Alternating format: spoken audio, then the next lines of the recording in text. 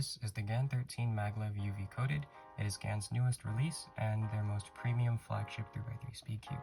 Today I'm going to be walking you through its features and how it compares to other speed cubes. First things first, it has a glossy surface which is smoother than even smooth surface cubes like the V3, as you can see by the way the light reflects off of it. This means it has very good grip, however when your hands are sweaty it is kind of uncomfortable to turn.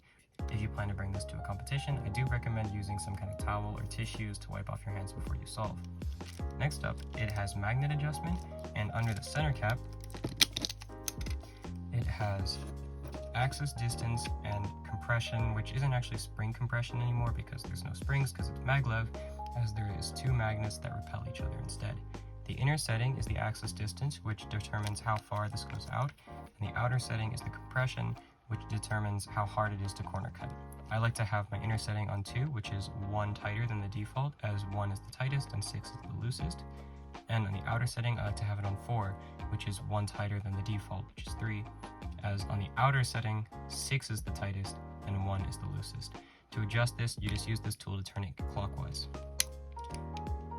And again, and once you hear a large snap, that's when it's back down to 1. I actually skipped a number here, which does happen if you turn it too hard. So 2 on the inside and 4 on the outside. For the magnet settings, I like to have it on 5, and the way you adjust this is by setting it down on the table and using this to turn this like a wheel. And it goes all the way from 1 through 6. 1 is the lightest and 6 is the highest. And what this does is it determines how far the corner magnet is pushing into the core, which in turn affects the magnetic strength. So this is the corner magnet, which attracts to the core, and this is the new addition, the edge magnet, which actually repels the core magnet to assist in turning. Essentially what this does is, rather than what the GAN 12 had, where it kind of locked into place, it now is kind of pushing it into place instead, which makes it easier to start a turn, as when it's in a standstill position, this is not attracting anything, and this is lighter, so it's easier to start a turn, but it still has that auto turning feature of the GAN 12. For the magnets, I like to have it on 5, as it helps with the stability of the cube. 6 is a little bit too strong. I think 4 could also be good. 3 feels a little bit light in my opinion, as the whole point of having all these magnets is to use them, and when it's on 3, you don't really feel the core magnet feel. You don't really feel the core magnets as much. In terms of performance, the cube is pretty good.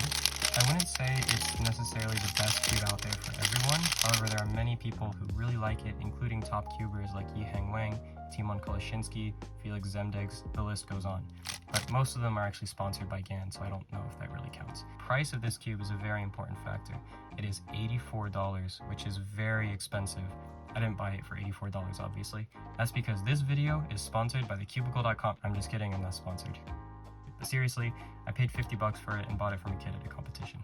It's 71 grams, so fairly light, about the same weight as a Tornado V3. It's 56 millimeters across, slightly bigger than the Tornado V3, and it's just enough that you'll feel the difference, but a lot of people do like a 56 millimeter cube. I know 55 and 56 are both very popular. The Tornado V3 has a 55.5 millimeter width. So if you're using a Tornado V3, you shouldn't have a problem switching to this cube. The feel is kind of crunchy, but also kind of plush at the same time. It's hard to really describe. It feels like a GAN cube, but it's way louder than the older ones like the 11.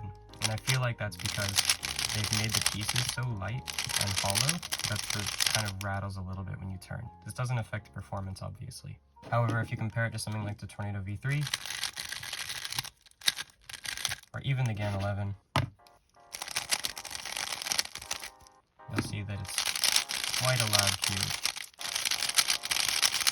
To mitigate this, I set it up with these 4 loops: Mystic, Speedy, Gravitas, and Dignitas. These 2 are for control. This one's mostly for a plusher feel. This one is for speed, and this one is and Speedy is for smoothness.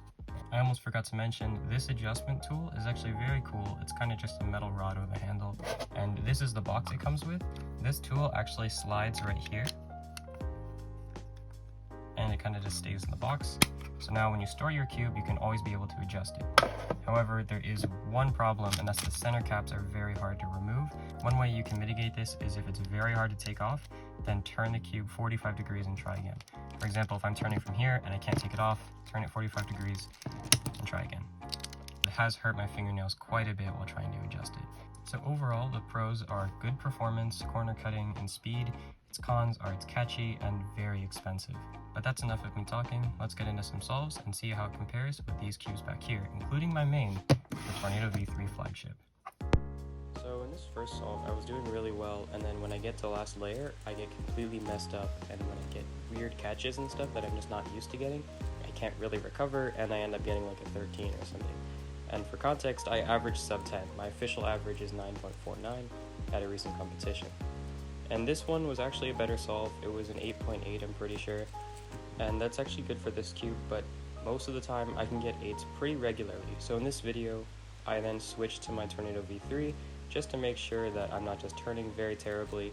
The F2L in this cube is actually very good, and I don't mess up PLL this time, so it's a 9 even with mistakes in the OLL. And so the final verdict is it's a very good cube, however it does take some getting used to because of its catching issue, and just like the GAN 12, it can set world records, people get great times on it, and obviously those people are way faster than me. And I think with a proper setup and lots of practice, it can easily be a world-class speed cube. However, for most people, it's definitely going to be easier to use a Tornado V3. For that reason, it's not worth the price, but still very good if you can afford it. Anyway, thank you guys so much for watching. If you enjoyed, be sure to subscribe, like, leave a comment, whatever. We actually recently hit 1,000 subscribers, which is really cool. Thank you guys so much for watching my videos, and I'll see you in the next one.